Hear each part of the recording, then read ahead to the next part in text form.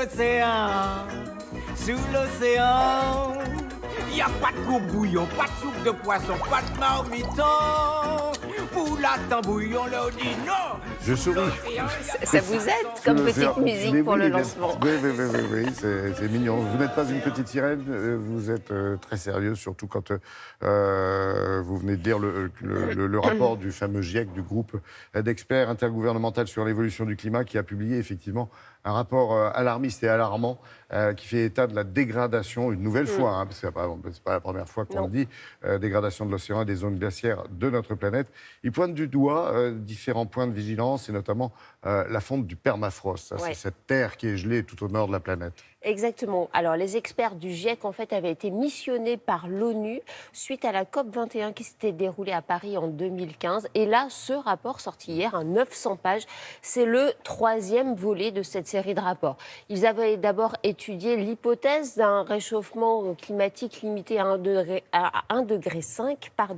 Ensuite, ils se sont focalisés sur l'état des terres émergées. Et là, ce rapport est le premier du genre qui s'intéresse à l'océan et à ce qu'on appelle la cryosphère. Alors la cryosphère, je ne sais pas si vous savez tous de quoi il s'agit, ce sont l'ensemble des glaces de la planète, calottes glaciaires, glaciers des montagnes, mais aussi banquises et permafrost. Alors il y a beaucoup de choses dans ce rapport. Il y a notamment un focus qui est fait sur ce permafrost, c'est-à-dire les parties gelées qui restent gelées, les terres gelées qui restent gelées normalement en permanence. Et les experts s'inquiètent du dégel de ce permafrost. On a rencontré justement une contributrice de ce rapport qui est chercheuse au CNRS, qui est également la vice-présidente de la plateforme Océan Climat de l'ONU. Elle nous réexplique en premier lieu le rôle crucial joué par l'océan dans la régulation climatique avant de nous expliquer ce focus particulier fait sur le permafrost. Vous savez que 90% de la chaleur qui résulte des gaz à effet de serre est accumulée dans l'océan. Avec ce nouveau rapport du GIEC, on sait que l'océan va pouvoir encore emmagasiner de la chaleur. Ça recule le moment où on aura un point de non-retour. C'est déjà une très bonne nouvelle. La deuxième chose, c'est que le processus d'acidification continue inéluctablement. Et puis, l'élévation du niveau de la mer continue à s'accentuer. Ce niveau de la mer, il augmente parce que la température entraîne un réchauffement de l'océan et donc une dilatation de l'océan. Mais il y a un deuxième aspect qui est, ça fait fondre tout ce qui est la glace. En particulier ce qu'on appelle le permafrost. Cette étendue de glace va de la Sibérie jusqu'en Alaska. Elle représente près d'1/5 de la surface terrestre dans l'hémisphère nord. Les scientifiques estiment que 20 à 69% du permafrost pourrait dégeler d'ici 2100. Si la glace fond, c'est pas de l'eau de mer qu'on va avoir dans l'océan, c'est de l'eau douce. Et cette eau douce, on ne l'aura plus sur Terre. Déjà, ça, c'est un des problèmes. Et si ça va dans la mer, ça va entraîner une différence de salinité du milieu. Et donc, ça veut dire que les organismes et les écosystèmes qui sont à proximité vont devoir migrer. Mais la faune et la flore sur le fond ne pourra pas migrer.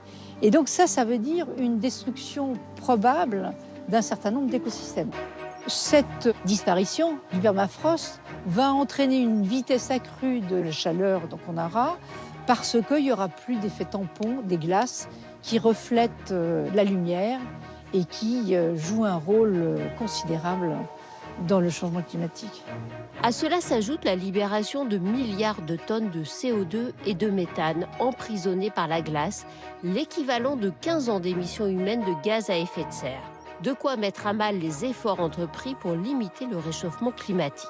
Les experts craignent également le réveil de virus extrêmement dangereux qui étaient jusqu'ici neutralisés par la glace. La fonte du permafrost est donc une bombe à retardement. Ce rapport-là alerte sur l'urgence. Il faut absolument qu'on ait des actions pour contenir cette évolution de l'accélération de la température. Un peu faucon, faux queue, hein, quand même. Alors oui, mais Laurent, justement, ces rapports du GIEC ont pour vocation d'être des outils de décision pour les hommes politiques qui gèrent notre planète.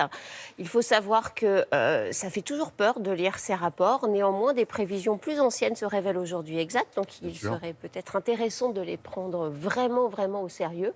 Il y a quand même un point clé sur l'océan, c'est que l'océan, c'est certainement la partie du globe qu'on connaît le moins, avec une note d'espoir qui est peut-être que dans ce qu'on ne sait pas aujourd'hui de l'océan, eh bien, il peut y avoir une vraie capacité de résilience. Voilà, donc c'est pas tout rose, mais en même temps, il faut garder en tête cette note d'espoir.